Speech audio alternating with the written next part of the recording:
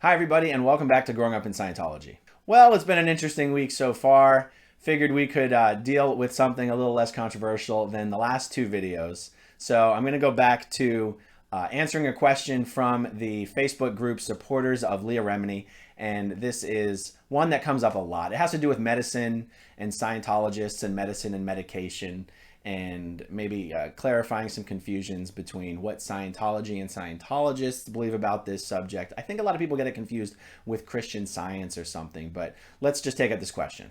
And by the way, the Facebook group Supporters of Leah Remini, this is a group, we have almost 20,000 people in the group right now. The group is moderated exclusively by people who were contributors on the Scientology and the Aftermath show. So we encourage people to come in there and ask questions, either to the people that were on the show about maybe follow-up questions based on the show, or just questions about Scientology. There's also tons of former Scientologists and former Sea Org members in that group, and everyone's happy to answer your questions. So I just decided it would be fun to sometimes take questions from the group and answer them in videos. So this particular question came from Jessie Lawson, and the question was this. She makes a statement about some allergies that her kids have, and she says, I know that in Scientology they don't allow any mental medicines and are picky about which normal medicines they do take. What do they do about allergies? If everything is your fault in Scientology, how do they explain food allergies? How do they explain other allergies? And do they allow EpiPens? The part about everything being your fault in Scientology is something that deserves a treatment in, I think, its own standalone video, and not to be combined in with an answer just about Scientology's stance on medicine. So I'm only going to take up the medicines part of it. And actually what I want to do with this question is read some of the responses that were given in the group on this subject from people who were born and raised in Scientology. It seems to me that you could potentially have some debate about what Scientology, what L. Ron Hubbard says versus what Scientologists do. And it seems to me that it sort of cuts through all of that to just hear from people who were raised in Scientology what their experience was on this specific subject. So first, here was the answer that I gave. I said there's nothing in Scientology that says you cannot take things like Advil or aspirin or cold medicine or allergy medicine or anything other than psychiatric drugs. It is very true that based on certain things that were said in the book Dianetics and elsewhere, that Scientologists almost certainly use these substances less than your average person, but it's not true that they're actually prohibited. You'll hear stories of people who grew up in Scientology and never had an Advil until their adult life. Those stories are true, but they don't mean that the reason for it was because it was prohibited. Things like this are attributable to parents who make dumb decisions for their children. Like, someone could read Dianetics and come away thinking, oh my goodness, if I give my child an Advil, it might make them more susceptible to having engrams restimulated, and therefore I'm never going to give my child an Advil. I don't want to fully define an engram right now, but Dianetics, the book Dianetics that Hubbard wrote, which the entire thing is what later became Scientology, is all about the subconscious mind and the recordings of painful incidents that are in the subconscious mind, and he calls those recordings engrams. And I continue on. Whereas someone else could come away thinking, based on what it says in Dianetics, I'm therefore only going to use medicines like this when I'm sure they're actually needed. And someone else could come away thinking, in spite of what it says in Dianetics, it's not really anyone's business whether I give my child an Advil or not, so I'm going to do what I want. So even though you'll hear stories of people who never had an Advil, that doesn't mean there's a rule saying you can't have an Advil. Now, I should insert a comment here about a policy letter that exists in Scientology that all Scientologists read, called Student's Guide to Acceptable Behavior. And in there it says something about not being allowed to take medicines like this without the prior approval of the director of training. However, there are no policies saying what the director of training is supposed to use as his criteria to approve or not approve any such request. There's just literally nothing that exists about it. It's really weird that there's a policy letter that says you have to have approval, and yet there's no information provided on what information someone's supposed to use in order to give the approval or not. And I have to say, in my personal experience, I never heard of anyone actually asking the director of training for approval. But, you know, it's just one of these things. It says it in a policy letter. And also there is a policy about you cannot take certain painkillers or certain medicines within either 24 hours of having an auditing session, or in some cases, a week of having an auditing session, which, as you can see, is different than saying that something is completely prohibited. All right, I carry on here. I was raised in Scientology by a dedicated Scientologist, and when I would get migraine headaches, I took children's liquid cherry-flavored Tylenol. My wife, on the other hand, was also raised in Scientology, and she gets terrible migraines, and when she was in the Sea Organization, she would take nothing for them, but no one told her not to. So you'll hear stories of people in Scientology who have had cancer and did not get chemo and decided to fix their cancer with auditing instead, and those people usually die. But you'll also hear plenty of stories of people in Scientology who had cancer and did get chemotherapy. When I was in the Sea Organization, one of my juniors had chemo to treat their cancer, and they survived and recovered. A lot of these decisions are simply personal. The person in this comment thread who said that Scientologists would not be allowed to use an EpiPen is incorrect. All right, so now I'll read the response that Victoria Locke gave to this question. And Victoria is also a contributor to Scientology in the Aftermath. She was in Scientology from a very young age as a child.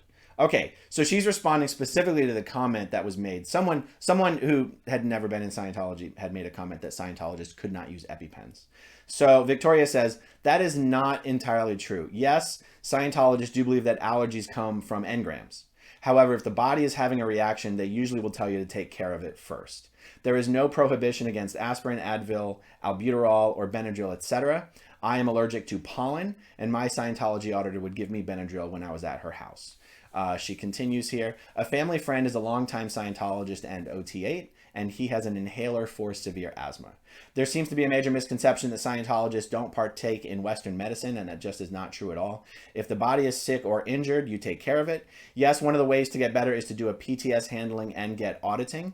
I'll quickly define PTS handling. So Hubbard says that all illnesses and all accidents come from being connected to somebody that is suppressing you. And in that dynamic there, the person who is suppressing you is considered, I guess, just the suppressive person. And you are considered a potential trouble source if you are connected to someone who is suppressing you or being an asshole to you, basically. So PTS handling is the process. I'm just giving short, quick definitions of this. PTS handling is the process that you are put through if you are sick or have an accident to determine who it is that is suppressing you. Okay, so she says, yes, one of the ways to get better is to do a PTS handling and to get auditing. But if you're severely sick, they're not going to tell you not to take medicine or antibiotics. So yes, you would be able to use your EpiPen, of course. Psychotropic medication is 100% banned. Okay, and there's two more answers I want to give. I just want to be thorough. I want to give answers from different perspectives. So this is one where I didn't just want to give my answer. All right, so the next one here comes from Janice Gillum Grady. Janice is like second or even third generation Scientologist, and she was born into it and was practically raised by L. Ron Hubbard. So here we go. I grew up in Scientology from the age of 12 to the age of 23. I grew up in Scientology, and from the age of 12 to 23, I worked directly with L. Ron Hubbard himself. So I have my own personal experience that I can answer your questions with. L. Ron Hubbard had allergies, and he got allergy shots to keep them under control. To not take aspirin or pain medication was a personal choice. It is not in the policies of Scientology. What is in the policies is that someone receiving Scientology services, such as auditing, they must have permission from the case supervisor to see a doctor to address an ailment. So before I mentioned the director of training oversees courses and the course room, and the case supervisor is the person in Scientology responsible for reviewing the notes of an auditing session after the session is completed and determining if the session was done properly or not. All right, she says, she carries on. There are no restrictions on following what the doctor says. However, recreational drugs were not okay. A Scientologist cannot have any drugs or alcohol within 24 hours of going into an auditing session. Growing up on the ship under L. Ron Hubbard's care, I drank alcohol at clubs if I was not having auditing the next day. Janice! I had Novocaine if the dentist was going to drill. I have never had aspirin, but it was not uncommon for those with migraines to take aspirin as the medical officer on the ship kept a supply of them. Antibiotics were also administered to handle infections or to break fevers. I hope this answers your question. All right, and the last answer I want to share is from April Snow Cass, who, again, born and raised in Scientology. By the way, all these people are former Scientologists now, if I did not make that clear. Okay, April says, I would say that there's a difference between what Scientology allows and how Scientologists act. The text of Scientology would say to treat the body first. You would take your prescribed medication, but then you would try to get to the spiritual root of the problem with auditing, such as Dianetics or the allergy rundown or some other things. That said, there's a large group of Scientologists who do not believe in Western medicine and a stigma about taking medication at all that is perpetuated by the group. I've known people with cancer who want to combat it naturally because of that stigma, and many people choose to use alternative medicine, nutrition, and also the Adele Davis book. It's a book from the 50s and 60s that has nutritional advice as solutions to their medical problems. Okay, so that's the end of April's comment. Now, one of the places where this idea that Scientologists are not allowed to take regular medication comes from the story of Tori Christman, or Tori Magoo, as many people know her. And Tori has this terrible story of having been, she has a condition where she has seizures. And when she was in Scientology, she was taking anti-seizure medication. And at some point in her progress up the Scientology bridge to total freedom, the people responsible for her, so and I might get the details on this wrong, which is why I'm trying to be as inclusive as possible, whether it was her director of processing or her case supervisor or her ethics officer or just someone else, she was at some point told she was not allowed to take her anti-seizure medication. And for a period of time, she was off of her meds, and she had a terrible grand mal seizure, if not many of them, and she almost died. And at one point, by the time she got to the hospital, they told her if she had been delayed by even minutes longer than she had already been delayed getting to the hospital, she would have died. And I've spoken to Tori about this, and Tori, I'm being a little careful here because I feel like in the past, I think you've taken issue to something that I've said about your story, and I don't want to misrepresent it. So if there's anything I say here that I'm getting wrong, please let me know. Tori and her mother fought very hard to overturn this decision that she was not allowed to take her anti-seizure meds. And it took, at that time, one of the most senior technical people in Scientology stepping in. It was either the senior case supervisor of the Flag Service Organization here in Clearwater, or it was the senior case supervisor international. I'm not sure. I don't remember which one. One of these people had to step in and basically smack the hand of everyone else who had fucked this whole thing up and give Tori permission to keep taking her anti-seizure meds, even while she was on the super important, super confidential level in Scientology called OT3. Or operating thetan level 3, where you learn about Xenu and the body thetans and all that good stuff.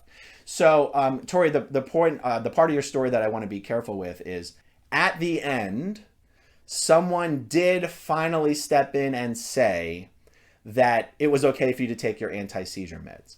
And therefore, the way I process your story is that it is indicative of how in Scientology, actually, it goes back to what April said. I'm just pulling up the iPad rec here, where April says, there is a difference between what Scientology allows and how Scientologists act.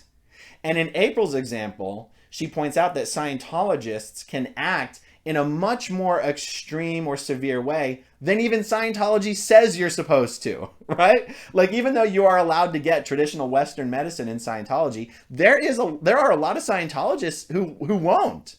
And the way I see Tori's story, and I'm trying to, Tori, I don't want to speak for you, so I hope it doesn't seem like I am. I'm just talking about the way I process your story, is that it's an example of people basically insisting that Tori follow certain orders or advices that wasn't really consistent with what she should have had to comply with.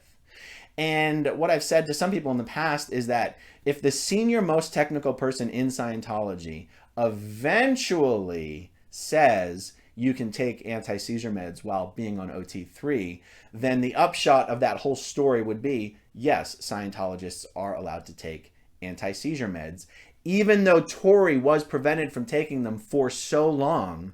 I've brought up Tori's story in the past because so many people bring up Jet Travolta's death. And Jet died as a result of hitting his head during a seizure that he was having. And so many people assume, I believe because of Tori's story, that Jet Travolta was denied anti-seizure medications. And I've seen people say things like his parents killed him, Scientology killed him by refusing to let him have anti-seizure meds. But the truth is, Jet Travolta did take anti-seizure meds. Brendan Ty is a former Scientologist, former Sea Org member who worked in security here at the Flag Land Base in Clearwater. And he has said, personally, he has attested that Jet Travolta's nannies carried Jet's anti-seizure medication on him at all times. And so anyway, I didn't mean to drag you into this conversation, Tori, but I hope I'm representing all of this accurately. So that's a pretty comprehensive answer from multiple sources. I hope that's been helpful. A little bit of a lighter fare than what we've had the last two videos. So thanks for watching, you guys, and I'll talk to you guys soon. Bye. Okay, if you want to see my rock and roll songs, click right on this guitar. And if you want to see a different one of my videos,